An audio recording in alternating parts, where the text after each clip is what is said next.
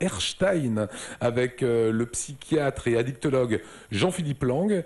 Je suis bien sur le canapé comme ça, prêt à me confier. Alors, quand on voit le profil de la famille, avec le papa sur l'iPhone, sur Facebook, la fille également qui a 9-10 ans, la maman, est-ce que c'est une vraie addiction ?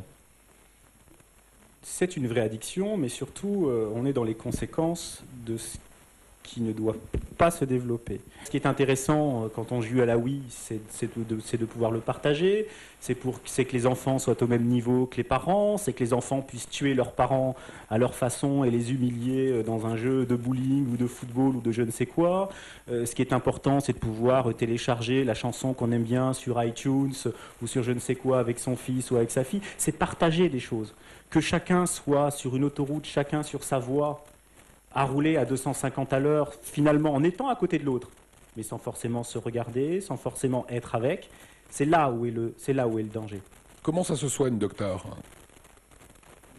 Ça se soigne surtout en réduisant les risques, en gardant la main sur les choses.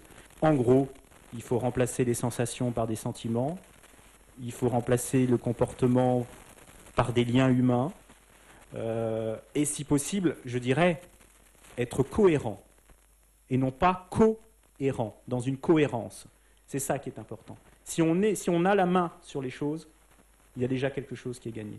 Je vous ai vu sur votre bureau, vous avez également ce téléphone iPhone. Alors, est-ce que vous êtes vous aussi un psychiatre addict ? Forcément.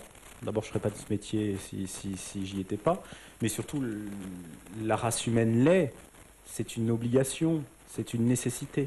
Mais oui, ouais, je consulte mes mails, j'ai mon téléphone sur moi. J'ai tellement peur d'être coupé et d'être séparé des autres que oui, j'en ai effectivement besoin. Et cette peur, ça s'explique comment alors ?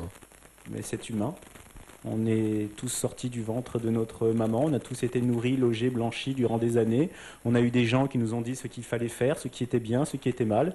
Et puis un jour, on nous demande de vivre tout seul, de choisir sa profession, de choisir son métier, de choisir les gens qu'on aime, de choisir sa sexualité. Et le faire tout seul, tout le temps, sans dépression, sans anxiété, sans agressivité, c'est difficile. Et donc on doit tous s'accompagner de petites choses qui nous rassurent. Quand on est accro à quelque chose, on est au moins sûr de ne jamais manquer puisqu'on en dépend.